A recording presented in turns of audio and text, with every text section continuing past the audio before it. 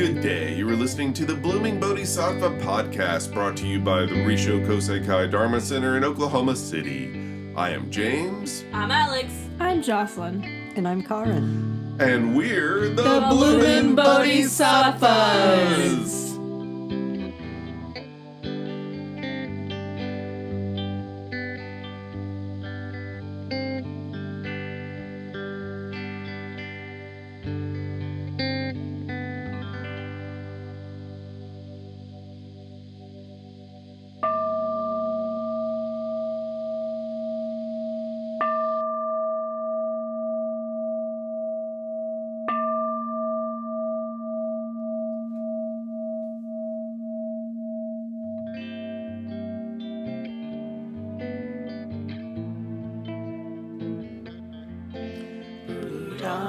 Saranam gacchami.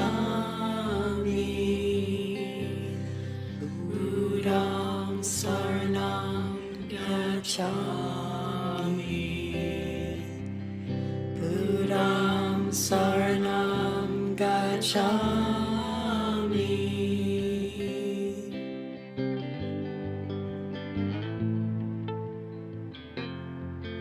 Dharmam saranam gacchami.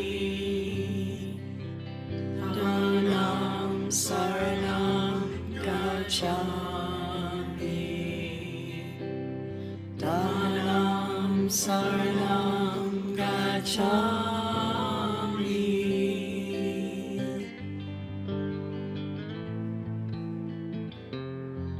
Sangham saranam gacchami. Sangham saranam gacchami. Sangham saranam gacchami.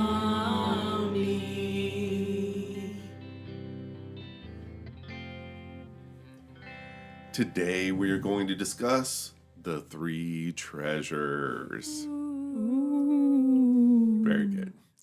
So, the three treasures in Buddhism are the Buddha, the Dharma, and the Sangha. And so the little song that we did at the very beginning of this episode was about taking refuge in the three treasures.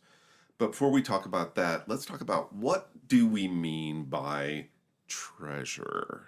So, what do you think of when you think of treasure? Physical things. Like? Gold and jewels and... Oh, pirate booty. Riches. You're just talking about pirate booty. You just always want to talk about pirate booty. Well, I did watch a lot of SpongeBob. I know. So did I. When What I else? think of treasures, I kind of think of things that like are sentimental to me. So something that has emotional value. Yeah, like I don't know, like maybe like old family photos. That's kind of a treasure to me. Or values in a family. Those are our treasures as well. Family values. Oh, Yes. that's very nice. Your grandfather would be proud. And so we talk about value. What makes something valuable? You make things valuable. It's So really we just do? the way you think about things, you know? Right. And so what frame of mind makes you add value to something? Seeing it as important. Mm-hmm. Something can be important monetarily, like, you know, expensive things. Or important emotionally, like, you know, old family photos. Something rare and precious, like Yes. time. Oh, there you go. Yeah, Ooh, for yeah. those of us who are not in our teenage years, time becomes a little bit more valuable. Couldn't be me. Yes, and so rare is also a very good way of looking at it, something that doesn't just come along all the time. And so you talked about things being emotionally valuable. For Buddhism, I think the emotional and the spiritual are very closely related. And so being cognizant of how we look at things and how we add value to things is something that we like to do in Buddhism. And so what kinds of things do you treasure yourself? I Family treasure our members? friendship. Our friendship. Aww. Aww. I do too. Mm-hmm. Yeah, shucks. Friendships, family members, just relationships in general. Very good. Handmade gifts that were given to me by my friends and family. Money. Well, Don't we all? up to that point, I was going to say, well, all those things you mentioned are non-tangible, but there you go. I treasure my fellow bloomers. Yes, that's so true. And so when we're talking about treasury in the Buddhist sense, we talk about taking refuge in these things. And so that's a term that's got a lot of meaning and weight behind it. When you think of refuge, what do you think of? Something protecting you almost. Like, an umbrella protecting you from the rain. That's good. I like that. Sanctuary. Sanctuary. Very good. A safe harbor, shelter from the storm. Exactly. And so, Like an umbrella. exactly. And I was thinking we were cleaning out the garage yesterday. It was raining. And so the garage door was open, but we were sort of inside watching the rain. It was very nice. And so felt a little bit of refuge there. And so refuge kind of gives us a space, I think. And for Buddhism, what we're mostly taking refuge from is our own emotional states, right? Yeah. And so we know that things happen and bad things happen to us. And when they happen to us, what we do is react in some very, very painful ways. And we do that, we need to find some kind of safe harbor. But how do you save yourself from yourself is really the big question. Let's say you're grieving over the loss of someone or something that was very precious to you. Where do you go to hide from that grief? And maybe hiding's not the right word. What do you think is a better way to look at this, Karin? Where we go, where we feel safe to grieve. Yes, I like that. And sometimes that is more easily said than done. But Buddhism really does kind of give you some tools to find that place, because what Buddhism is really about is trying to achieve peace of mind. And so we need to ask the question, what is peace of mind or calmness? What is it actually good for? Making you feel better. Yeah, by giving you a place where you can grieve and hopefully heal. Mm-hmm. Without hurting yourself. And so it's also saying that, well, if that's a good state of mind, then a very agitated state of mind is not necessarily a good one. And so I don't know about you guys, but I make the worst decisions when I am upset.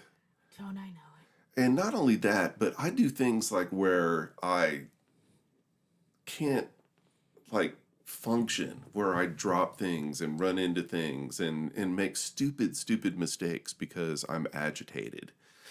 And so I know, Alyx, you have seen me in that state of mind more than once. And so there was an example I think we were talking about of when we were trying to drive to get a haircut and we were late. And of course, I hate being late. And when I'm late, I get in a hurry. And when I'm in a hurry, everything goes wrong when I am in a hurry, all the time. We were behind this very, very slow car. Which was intentionally trying to keep me from getting where I needed to go. Of course, because they knew. And what did you say? I said, could you go any slower? So you moved to the other lane. I did, to go around the stupid car. And guess what? There appears a slower car. Yes. In almost self-fulfilling prophecy answer to my own question. For me, never mind functioning. I can't even sleep. If I'm too agitated, Yes. I'll just toss and turn all night. And that's why your peace of mind comes in, just so I can sleep. Oh, Real. I know it. And we know that sleep deprivation is one of the worst things you can do for your mental and physical health. And so mindfulness is where you stop thinking about hasn't happened yet and start thinking about where you're at now. So how could I have used mindfulness to stop freaking out about being late for an appointment? Focus on safely driving and focus on the journey, not the destination. There you go. I mean, and we have all these cliches that pop up, and we really have to say that they all kind of originated in Buddhism. and just got turned into bumper stickers later on in life. And Buddhism, the world's best bumper sticker. it's so true. We And need to so make that a shirt. Or a bumper sticker. Exactly. I think we do. So the other thing to really get into is that how is this different from asking a deity to literally protect you from harm? Well, we aren't really asking Buddha. We're more using his teachings to help ourselves rather than asking him to help us. And so if that is the case, and Karin, you might have something to add to this, it's like bringing up the names of the Sangha and the Dharma and the Buddha. How does actually intoning those help us find that calmer place if we're not actually summoning spirits to aid us? As cool as that would be. As cool as that would be. I think being around our Sangha helps me in a calm place. Being around others that are devoted to making that their goal. So the Dharma, the teachings, are tools to help us find that safe harbor within ourselves. And, the outside environment for sure plays into it, but so much of it, what we do have control over is what's going on inside our minds. And then the Buddha, for sure. Absolutely. And so these things are there to kind of help bring us back to ourselves, right? Mm-hmm. Now, Jocelyn, do you have any stories about how agitation makes you crazy?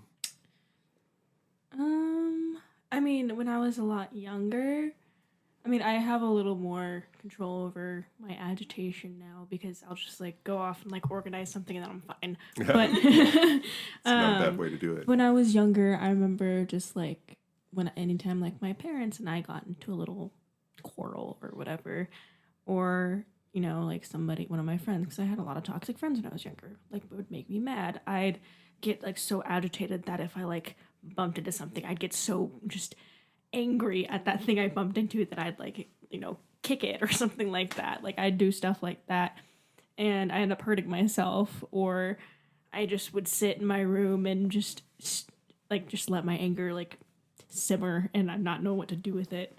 And so that's kind of the only stories that I have, because I usually will keep my anger to myself and then let it out in my room when I'm by myself, Exactly. Oh, I think we all can relate to that. Yeah. And so having refuge is a way to find a safe place where you can kind of calm down. And so we're going to talk about the 3 treasures, which are all forms of refuge for us. And so it's the Buddha, the Dharma, and the Sangha. So our first treasure is the Buddha. And so last time we talked about the life of the Buddha and how he's raised in a palace and went outside and eventually, became an ascetic and all that sort of stuff. Now we're going to talk about what Buddha symbolizes. And so the word Buddha literally means enlightened one or awakened one. And so we're going to be talking about what does it mean to be awakened throughout all of our podcasts. So, but I should go into the different ways that the Buddha is viewed by different sects of Buddhism. All right. So, or schools, I guess you could call. So there's 2 major schools of Buddhism. There's actually 3, but there's 2 major ones. One is called Theravada and the other one is called Mahayana. So Theravada literally means wisdom of the elders, and they're kind of like a Buddhist OGs. Can I say that? Is that all right? Can I do that? Yeah, okay. you got it. Okay. All right. Good. The Buddhist OGs. Yeah, the OGs. Right. And so The real ones. old school. They're very traditional, and they believe that Buddha was just a man that was very, very wise, that achieved enlightenment, and then when he died, he went to nirvana, and we are left with his teachings, and that's that. And so Mahayana, which literally means greater vehicle, and here vehicle just means something that sort of takes you from the material world to the spiritual world. It's the basically one vehicle. Yes, and so that's another kind of vehicle. So Mahayana started about 100 years BC, which was about 400 years after the Buddha died. And so it's like, say, the New Testament would be like to the Old Testament. So Mahayana believes all the things that Theravada believes in with more stuff on top of it. And so Mahayana believes that there was a Buddha that lived, and he was a great and wonderful man, but he was just sort of a incarnation of a spiritual force of the entire universe. And so we call that Buddha the eternal original Buddha. The eternal Buddha Shakyamuni. Yes, and so not the person that lived that for 80 years, but as something that is kind of embodies the Dharma itself. And the Dharma is kind of the law of the cosmos. And so this is a form of what we call pantheism, where pantheism means all God. That means that the entire universe is divine, that God isn't in some separate heaven, but that it's everywhere, omnipresent, all the time. And so the spirit that is part of everything in the universe is what this original eternal Buddha is supposed to represent. We also say in Mahayana that everything has Buddha nature. And that's not to say that everything and everyone should be Buddhist. It's simply saying that this eternal light of the universe, you can look at it as something that the Buddha embodies, and that it shows that everything in the universe is good. This is different from a lot of other religions. Buddhism believes the world is not evil, that human beings are not bad, that everything has a good nature, and just sometimes you have to really dig to find it. All right. Everyone has a potential Buddha nature inside of them. Exactly, and you just have to look for it. And so it's a really optimistic, hopeful view of human nature and the nature of the world. So remember, according to Buddhism, literally it's all good. All right, next thing. There are, according to Mahayana, many Buddhas. And so Buddhas come throughout different ages and throughout different worlds. There is, in fact, a Buddhist multiverse. There's different planes of existence. There are planets. And so there are other planets with other people on them, and Buddha appeared to them too at different times. And that Buddhas go back for many, many lifetimes. And so there's even a record of previous Buddhas. And there's even stories of like Buddha who, his previous lifetimes, when he was, like a king or even like different kinds of animals and that sort of stuff. And so there are Buddhas in the past, there will be Buddhas in the future, there are Buddhas throughout all time and space. And this is how Mahayana sort of takes the notion of Buddhism and creates this very, very powerful symbol out of it. Questions? No, not really. I got it. Okay. All right. So a lot of religions believe in this kind of spirit that pervades all of the universe, and Native American religions do, and a lot do. Hinduism, all of it. All right, so let me ask you this: is Buddha a god? To me, no, but also yes. Yeah. And that's a very Buddhist thing to say. Yeah. He's not a god in the traditional sense that he's all-powerful, all-controlling. He has, like, completely divine powers and knowledge. And I mean, he might have a little bit of that. Mm-hmm. But overall, he's kind of just a guy who knows a lot of stuff. In my mind, I kind of see him as, like, I guess a sense, like in Christianity, like a guardian angel almost, but like for all of existence. He's humanity's guardian angel. Yes. But he's, like, above human. He's not quite just a normal human man. All right, you guys are hitting all around it. It's very good. Karin, do you want to throw your 2 cents in here? I think we can all become Buddha. And Yes. I think that's what's different about Buddhism with other religions, that we all have that potential of being awakened. That's beautiful.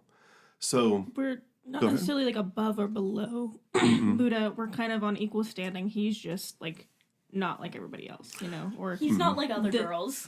he's not like other girls. But like it's not like he controls everybody. It's not like you have to worship and bow down to him because he created all of, the universe. He's just a guy who ascended to the cosmos because he was enlightened or whatever, I guess is kind of like a good way to put it. Sure. He's a guy who has holy knowledge. Yeah. So all of you are correct. And so you can look at Buddha in a lot of different ways. You can look at him as a man that lived. You can look at him as a principle of the whole universe, and you can look at him as a potential inside of ourselves. And so Buddhism is not monotheistic, where there's one God and everybody worships him. Buddhism is not quite polytheistic, where there's lots and lots of gods and goddesses. There are gods and goddesses in Buddhism, but a lot of them are borrowed from Hinduism and that sort of thing. And they also would take on gods and goddesses of the religion when they would move into different regions. What Buddhism truly is pantheistic, believing that the entire universe is divine and that calling it Buddha or Buddha nature is just a way to put a word on a principle that you can't really put into words, right? Very good. So, but now we're going to talk about Dharma. Now, Dharma is a word that goes way, way, way back. It was first formulated in the ancient Vedic religions, and those are the religions that predate Hinduism. All of this stuff comes out of the Indus Valley, and it sort of spreads all over, Asia. And so Dharma means really basically to sustain and support. And so there's a lot of different meanings behind it. And all of those different meanings get kind of blurred and confused because they're all just sort of different aspects of sort of the same really broad, basic concept. And so on one level, Dharma just refers to the teachings of Buddha. That's all it is. And so when you're taking refuge in the Dharma, you're taking refuge in the teachings of the Buddha. But the teachings of the Buddha are are putting into words deep truths about the nature of the universe that can hardly be expressed in language. And so in that case, or in that sense, Dharma is like the ultimate truth of reality. Very much like, say, the Tao in Taoism or the Force in Star Wars or that sort of thing. Mm-hmm. It is the thing that sort of brings the material world into form, and it passes away. The laws of the universe, like the laws of physics and chemistry, possibly even the laws of economics and politics, are all manifestations of the Dharma flowing through reality. All of the nebulas forming stars that burst into supernova, all of these things are the Dharma at work. And for us, what we can say is that the Dharma is the essential spirit of the universe that is flowing through us and through all things. And so when we're taking refuge in the Dharma, what we're doing is trying to see the world the way it really is. And the Dharma is the truth of the world. These things that come and go, that are impermanent, that have basic essence to them, that flow through us and flow through everything around us. And then instead of seeing the world the way we want to see it, we're trying to see it for what it really is and understanding Dharma as a way of doing that. And so it could refer to the teachings of the Buddha, the doctrines of Buddhism. It could also refer to just phenomena, all the things that happen. You and me and chairs and, rooms and birds and wind, all those things have a Dharma. And so, first of all, does that make sense? And second of all, what does this mean for you? I mean, I'd say it makes sense, but also if you think about it too hard, it also doesn't make sense. Yes. At the same time. For me, I mostly just see the Dharma being Buddha's teachings and like the essential things that we need to live our own lives and be happy in those lives and care for ourselves in a way. Yeah. Now, one thing to mention is that for Buddhism, Dharma is an indication that the universe is, the basic goodness of the universe. That the reality around us is not evil at all. It's all basically good. and that being able to see the Dharma is being able to see the good in all things. And that is a very, very Buddhist way to look at things. And the impermanence of all things. Yes. And so, Karin, how does impermanence help you kind of understand the Dharma? That's all there is. Mm-hmm. And accepting that helps relieve our suffering quite a bit.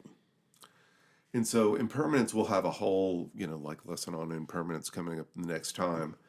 But impermanence shows that the universe is all in motion, that it's constantly flowing, that it doesn't ever stay still, and that what we need to do is put ourselves in the flow of this impermanence as opposed to wanting things to turn out the way that we want them to.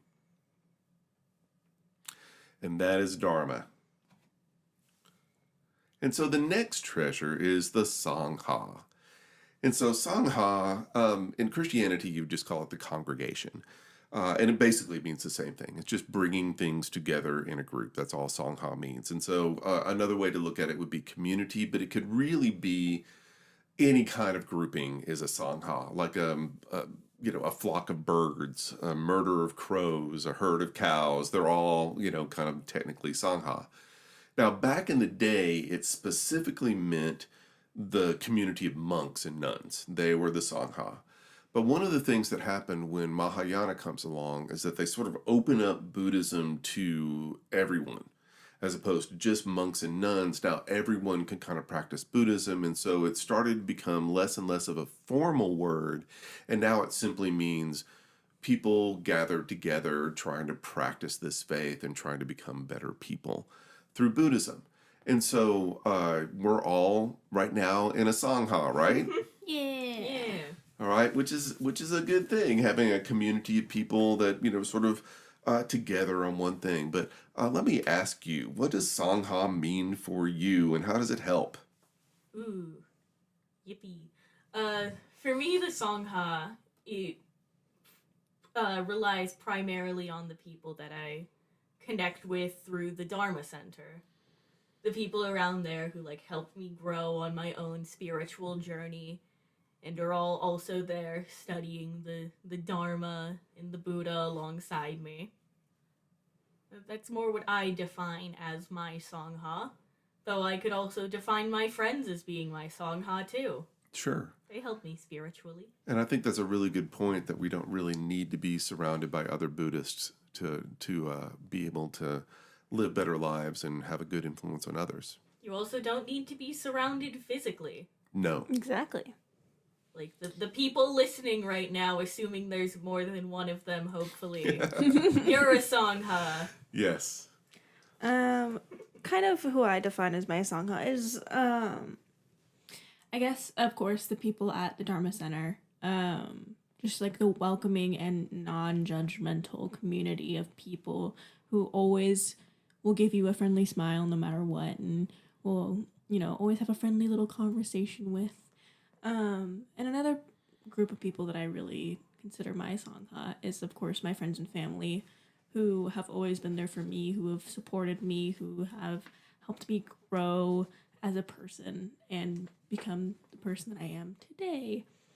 And just have taught me compassion and love and kindness and all the things that I hold dear to myself, I think you're right. There is something about our little Dharma Center that is just sort of opening and inviting and comforting and supporting. And a lot of times it's our little informal group therapy group, I think we've all done some serious work in there.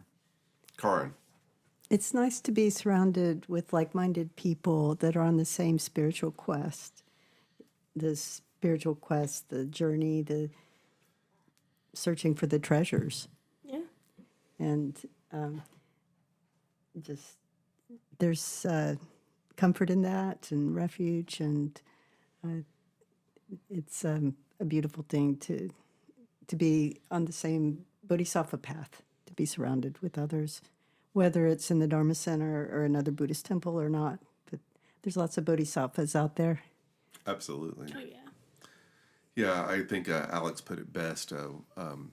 when they said that it's like everyone's Buddha nature sort of shows itself differently, and so we all kind of get to have a exposure to each other's styles of being Buddhist, which is nice. Yeah, we're not all walking the same exact path, but we're all trying to get to the same destination. And so one thing that people criticize about organized religion is that when you have a bunch of people together, they just sort of force each other to conform and obey the doctrine. How do you feel like Buddhism sort of avoids that? I mean, we're not forcing you. It's more just like suggestions. It's an invitation of, yeah, you can come and check it out. You can come and join us. If you don't like it, that's fine. You can sit down with us, and if you don't want to stay, cool. Well, you're Swag, still man. our friend. Exactly. Yeah, and if people don't, are not around, folks will check on you, but they're not checking on you to make sure you're not like backsliding or whatever. You guys know what the word backsliding means. Mm-hmm. It's like a total Christian thing, but I think that's really one of the big points of it is that the pressure to conform is really going to actually create an obstacle to enlightenment. Mm-hmm. Because if enlightenment is something that happens from finding your own inner wisdom, then making someone do something that's not really expressing who they are is going to run counter to that. Because everyone's inner wisdom is a little bit different. Or it manifests itself in different ways. Yes, absolutely. All right, let's wrap this up. What did we learn today, children? What are the 3 treasures? Well, first we got our boy Buddha. Yay! Who is honestly just a guy who reached enlightenment after meditating under a fig tree. Yes, apparently it really is a fig tree. I know, I'm right. It happens occasionally. It's fine. I'm going to kill him. I'm going to kill him. That wouldn't be very Buddhist of you. That would not. But Also, I'm going it's your father. I'm going to take that as a form of affection. Thank Aggressive affection. Yeah, I'll take it. Affection for now. As opposed to infection. All right. Yes. Which one is yours, Jocelyn? The Dharma. Dharma. Okay, right. So what does Dharma mean to you? To me. I mean, it kind of it's encapsulates 3 seals, right? Yeah. And it's just kind of teachings, the whole philosophy and general, just religion, I guess, as a whole. Yeah, I think that's a really good way to look at it. All right, and then the last one is the Sangha. And that's the community where we find connection because everything's interconnected. And we get to connect with other people that are on the Bodhisattva path. All right, well, that's wonderful. So that's what we learned today.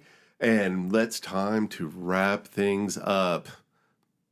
Bye. Bye. We miss you already.